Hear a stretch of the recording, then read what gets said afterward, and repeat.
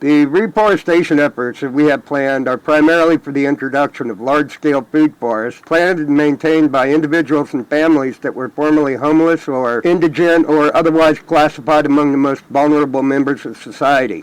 We're going to look at some of the different aspects related to that program and which will be introduced as part of those programs, in addition to some of the many challenges for successfully ending the illegal timber industry that has proven so devastating to forests around the world. Previous reforestation efforts have taken place in the Philippines utilizing the tree of life, or sa kahoy ng buhay in Tagalog, more commonly known as the palinea trees. The palinea trees are considered an invasive species in many areas of the world, and not without good cause. Their prolific growth rate rivals that of the bamboo, and as evidence from the efforts in the Philippines, can and have literally destroyed entire ecological systems. This particular situation may be somewhat unique, but failed reforestation efforts are certainly not without precedent. Many fragile and sensitive mangrove and cypress swamps have been destroyed by improperly managed reforestation efforts, never mind the internal forests and woodlands that have seen equal devastation at a much larger scale. Improperly planned and managed forestry efforts, in addition to the poorly planned and implemented reforestation programs, have had equally devastating effects. The inability of homeowners, never mind the government agencies tasked with the management of woodland areas, to remove dead brush and other fuel for the proverbial and quite literal forest fires that ensued, have incurred tragic results throughout the American West. This, of course, is a lesson that should have been learned from the Yellowstone fires of 1988. The Yellowstone fires of 1988 were a significant event, burning a substantial portion of the park, or 2.2 million acres. The point of noting such disastrous results in past efforts is not to harp about how things have gone wrong, but rather to learn from the past and to ensure that proper planning, design, implementation, and program management is all settled and in place in order to avoid repeating the many mistakes of the past.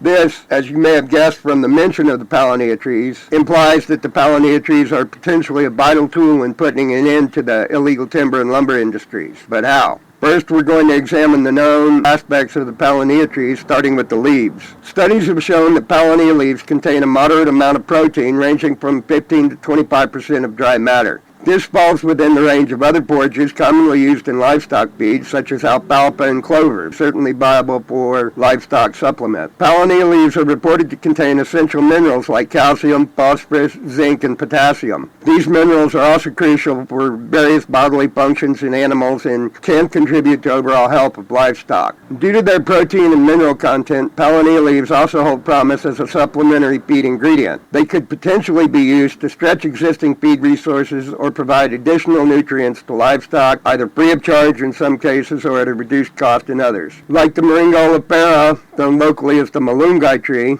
the leaves from the palinea tree also contain many amino acids, including some that cannot be artificially reproduced. Studies have shown that palinea leaves contain a profile of various amino acids, both essential and non-essential. Essential amino acids are those that animals cannot synthesize themselves and must obtain through their diet. Palinea leaves reportedly contain some of these essential amino acids, making them potentially valuable for livestock feed and supplements. While the exact composition of the amino acids in palinea leaves can vary depending on factors like growth stage and soil conditions, some research suggests the presence of essential amino acids like lysine, methionine, and threonine. These particular amino acids are often limiting factors in traditional livestock feed sources. Palinea leaves, if proven safe and palatable, could offer a way to supplement these essential components.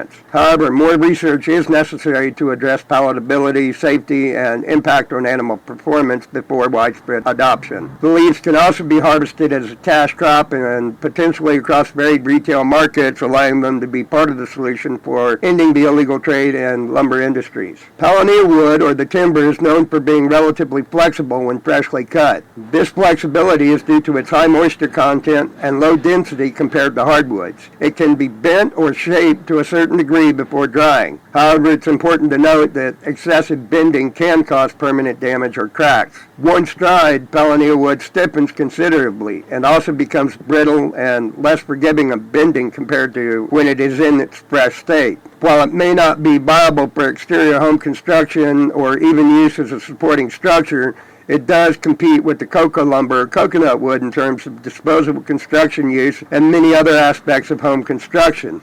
The palinea wood is a light blonde wood that is very attractive and also common in many other areas where lumber is used. The low density of the palinea wood allows for its use in non-load bearing walls, interior partitions, and even specific roof truss applications where weight reduction is crucial. As a core material for plywood, palinea wood offers a lightweight and fast-growing alternative to traditional hardwoods, promoting sustainable forestry practices.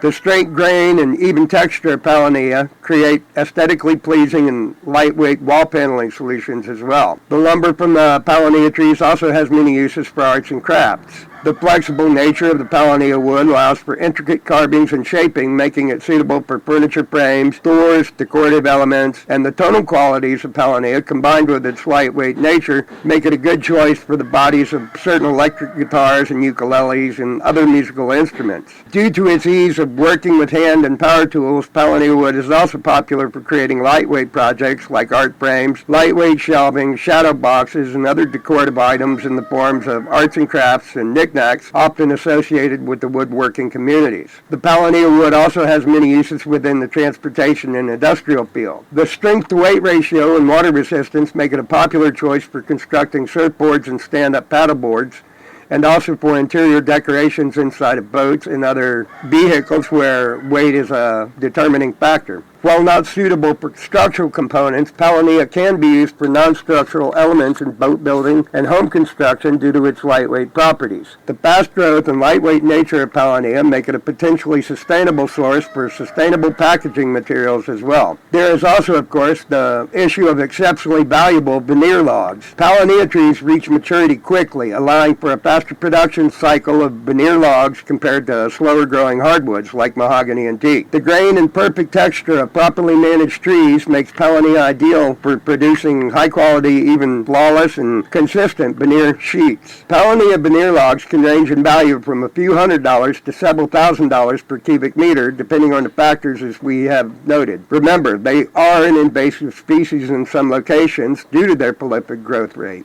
However, in terms of sustainable lumber or timber industry, full veneer logs can be grown in as little as 8 years if properly managed and commanding top dollars from the retail markets. This is especially true in foreign markets, and we'll look into that in the video regarding the challenges of the Lacey Act, which will be linked in the description below. When those veneer logs are chopped down, there's no need to worry about the stumps either, as the palinea trees will grow back in the same place, leaving the same root systems in place, which is in itself even more beneficial for environmental concerns. Palinea trees can regenerate from their stumps after harvesting, allowing for multiple harvests from the same root system that produce vigorous new shoots. This extensive root network offers two additional benefits that need to be taken into consideration. The roots bind the soil, minimizing erosion, which is particularly valuable on the slopes and areas prone to washout, mudslides, landslides, or other disasters caused by the excessive rain common in subtropical and tropical regions. Additionally, the roots from palinea trees absorb nitrates and other minerals from the soil, contributing to overall soil health. While research on their ability to specifically target toxins is ongoing, their nutrient uptake capabilities are well established. History has given us many examples of why the planning and design of these programs are so important, but with careful consideration, the integrated utilization of the palinea trees could very well be one means to provide an equally profitable and systemically sustainable solution to the ongoing and devastating illegal timber and lumber trades.